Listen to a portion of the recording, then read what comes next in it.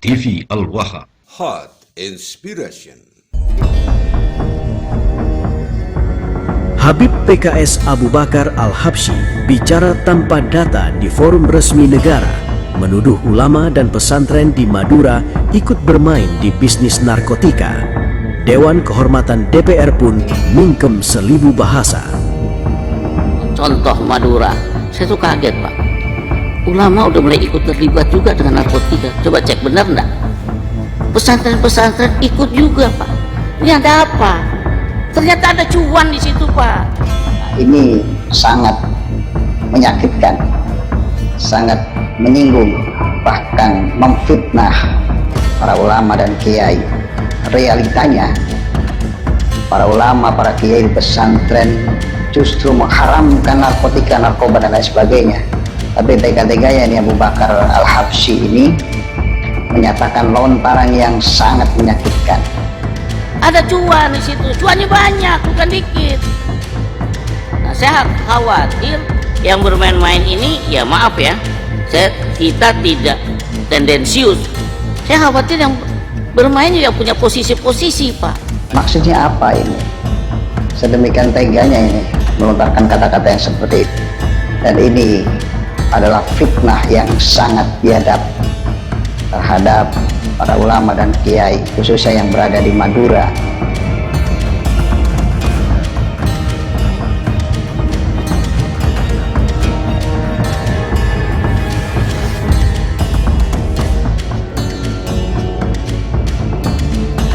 Pernyataan seorang anggota DPR RI dari fraksi PKS Abu Bakar Al-Habsyi yang menuding ulama dan pesantren di Madura terlibat dalam bisnis narkotika bukanlah sekadar kontroversi biasa, melainkan ini adalah presiden buruk. Melontarkan tuduhan serius tanpa landasan data yang jelas, dan itu dilakukan di dalam forum resmi lembaga negara saat Komisi 3 DPR RI melakukan rapat kerja dengan Kepala BNN dan Direktur Tindak Pidana Narkoba Kepolisian Republik Indonesia. Tuduhan serius tanpa data yang dilontarkan oleh Habib PKS Abu Bakar Al-Habsyi ini tentu saja bukan hanya melukai etnis Madura dan dunia pesantren di seluruh Indonesia, tetapi juga berpotensi merusak kepercayaan publik terhadap institusi DPR yang seharusnya dijaga marwahnya. Forum resmi yang digelar oleh lembaga negara bukanlah ruang obrolan bebas tanpa konsekuensi. Setiap kata yang keluar dari sana memiliki bobot politik, sosial, bahkan hukum. Sehingga ketika seorang wakil rakyat berbicara, maka publik akan berasumsi bahwa yang disampaikan adalah hasil dari kajian data atau setidaknya informasi yang dapat dipertanggungjawabkan kebenarannya. Namun, dalam kasus ini, yang terjadi justru sebaliknya. Tuduhan serius dilontarkan tanpa bukti, dan itu dipaparkan secara terbuka di dalam forum resmi lembaga negara, yang mana ini sangat berbahaya karena bisa membentuk opini publik, menciptakan stigma kolektif terhadap etnis Madura, ulama dan dunia pesantren sebagai korbannya. Madura dengan jaringan pesantrennya yang kuat dikenal sebagai salah satu basis pendidikan Islam tradisional di Indonesia. Pesantren bukan hanya tempat belajar agama, tetapi juga pusat pembinaan moral dan sosial masyarakat sejak dahulu kala. Menuduh ulama dan pesantren ikut terlibat dalam bisnis narkotika tanpa adanya data yang jelas, sama saja dengan mengguncang fondasi kepercayaan masyarakat terhadap ulama dan pesantren sebagai lembaga yang sejak dulu menjadi basis pendidikan moral bagi masyarakat Madura khususnya dan bagi bangsa Indonesia pada umumnya. Dampaknya bisa panjang. Rusaknya reputasi pesantren sebagai pusat pendidikan moral hingga potensi konflik sosial jika masyarakat Madura tidak terima pesantren dan ulama mereka difitnah terlibat dalam bisnis haram peredaran narkotika. Yang lebih mengherankan adalah sikap Dewan Kehormatan DPR yang seolah mingkem seribu bahasa ketika salah satu anggotanya melontarkan tuduhan serius tanpa data, dan itu dilakukan di dalam forum resmi mereka.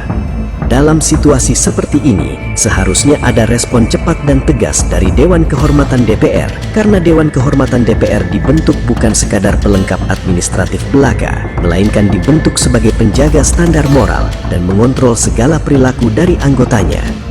Ketika tuduhan serius tanpa dasar dilontarkan oleh salah seorang anggota DPR di forum resmi mereka dan tidak direspon secara serius oleh Dewan Kehormatan DPR, maka publik berhak bertanya, apa kerja dari anggota Dewan Kehormatan DPR jika hal semacam ini dibiarkan begitu saja dan cukup selesai dengan permintaan maaf dari pelaku yang sebelumnya melontarkan tuduhan keji tanpa merasa berdosa.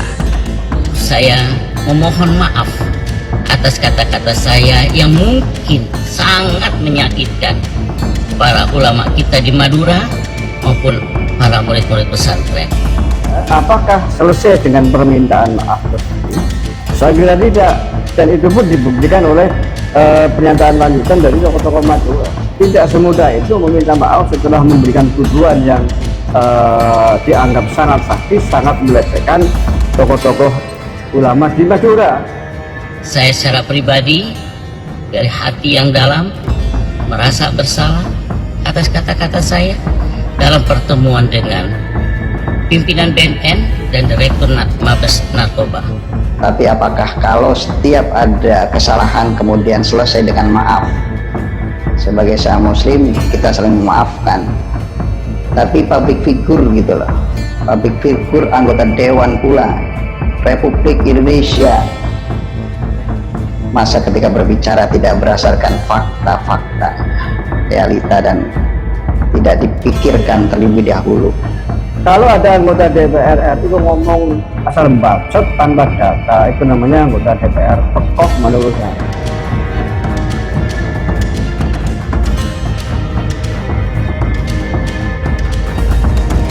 Diamnya Dewan Kehormatan DPR terhadap pernyataan Abu Bakar Al-Habsyi yang melontarkan tuduhan keji bahwa ulama dan pesantren di Madura terlibat dalam bisnis narkotika bukanlah sekadar sikap pasif.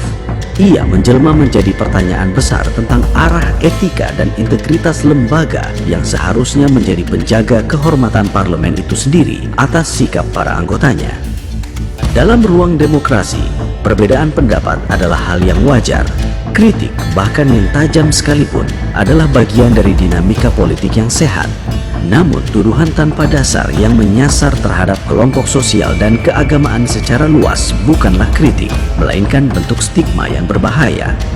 Ketika tuduhan itu diucapkan dalam forum resmi negara, bobotnya menjadi berlipat ganda. Ia tidak lagi sekadar opini personal, tetapi berpotensi dianggap sebagai sikap resmi sebuah institusi yang didudukinya. Di titik inilah seharusnya Dewan Kehormatan DPR hadir, bukan untuk membungkam suara, tetapi untuk memastikan bahwa setiap pernyataan yang keluar dari anggota mereka tetap berada di dalam koridor etika dan dapat dipertanggungjawabkan kebenarannya.